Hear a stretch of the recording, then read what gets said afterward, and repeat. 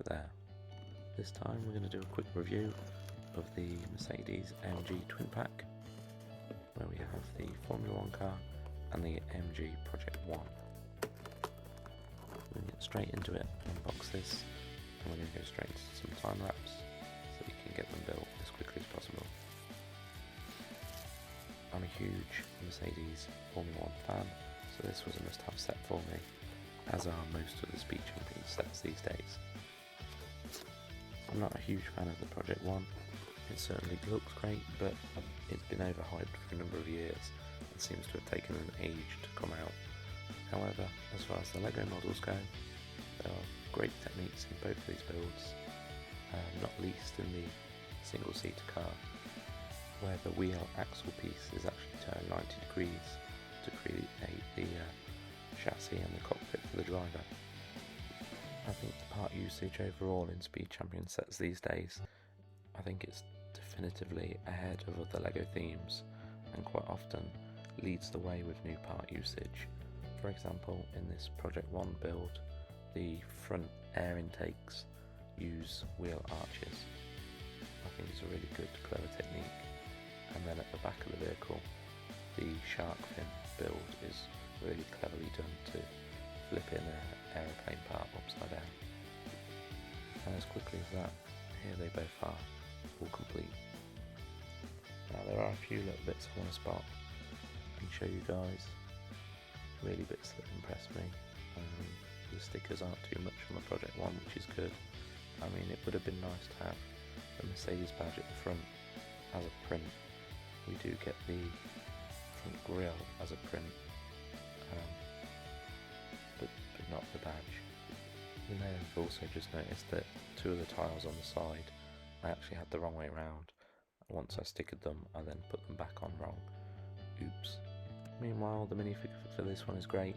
It's nice to have a female driver, although the hat, being the Lego teal colour, isn't actually quite the Patronus blue colour that we see on the real cars. And you can kind of see that noticeable difference in the shade on the stickers between the pieces on the F1 car. What is really nice about these sets is the wheels on each of the vehicles are actually different, and that's because the F1 car has these Pirelli wheel covers on, just to give it that proper Formula 1 tyre look.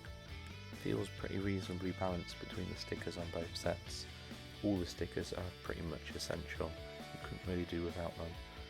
Specifically on the Formula 1 car, you have the branding and the logos, but you also have the number for the drivers specifically, and they also give you the spare stickers so that you could swap to an alternative number, but of course I can only have one choice here, and it's got to be 44.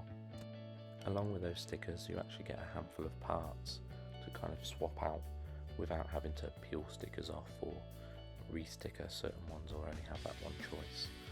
And of course you also get a recolor for the jumper plate that sits on the very top of the car, which in Formula 1 often is different between the two teammates. Usually the second driver has a coloured camera on top of their vehicle compared to the lead driver that usually gets the body coloured incognito camera.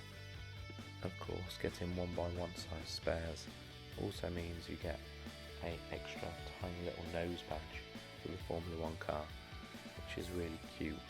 But as I say, it would have been nice if the Project 1 had had a printed badge for its car as well. I know we get in the headlights now on cars, but the badge would have been nice because there's a distinct colour difference between the piece and the sticker. But the AMG logo does look really cool. I really like that we do get prints on Speed Champion sets. Whilst I was building these two cars though, I couldn't help but think back to a previous Speed Champions wave and a very similar twin pack that we had before, and I thought I'd just dig them out just so you can compare what's changed as Speed Champions has grown on, and that's the Jaguar twin pack. The Jaguar twin pack came out as part of the first wave of 8 wide Speed Champion sets, but already we're seeing an evolution in these new ones, where the build quality and the parts usage and the refined details are so much better in these newer waves, and we're getting more more value from these sets. Just the axles alone on this Formula 1 car are so much cleaner compared to the clunky Formula E car we had with the Jaguar one. I mean, obviously they're a different racing series of car, but clearly the build style using the old axle pieces on the Formula E car back then was actually a bit too blocky, a bit too clunky for all the aero and the light carbon parts that are actually on those cars. And there, as I mentioned earlier, the only axle piece you're getting in this one is actually the cockpit chassis piece, as they've rotated it 90 degrees. I do find it quite funny that the Jaguar set actually almost looks dated now, despite being such a recent set and a very similar style and scale of the Speed Champions set. However, if we move on to the other two cars in the set, ironically, we'll notice when we look at the basic build of the chassis from the ground up on the Project 1, it actually resembles the I-Pace quite a lot in its basic form. Again, I really liked the Jaguar set when it came out. However, when you look at the two side by side now, you can see that the parts that we now have in Speed Champions add so much more detail, and that the I-Pace is actually quite blocky in comparison to some of the newer shaped cars. Although I'm a Formula 1 Mercedes fan, I'm a Jaguar brand fan, and I'd love to see some more partnerships with the Jaguar brand with Lego going forward.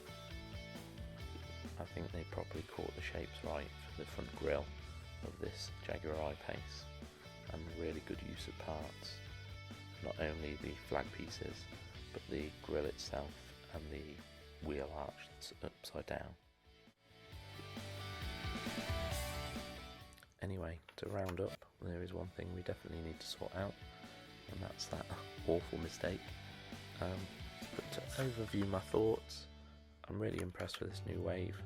We've already seen the leaks for the March wave of Speed Champions, and we've already seen news of new pieces and new parts in the Speed Champions wave that will make it even easier and even more detailed to get the curves and the shapes on these new vehicles.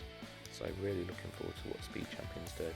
I honestly think, as LEGO themes go, they are miles ahead of the rest, and they're kind of driving forward the new parts and the new ideas in the LEGO group right now. So really looking forward to the next wave. But that's a quick review of the Mercedes Twin Pack and a quick look back at the first 8 wide range from Speed Champions. I guess I'll see you on the next one.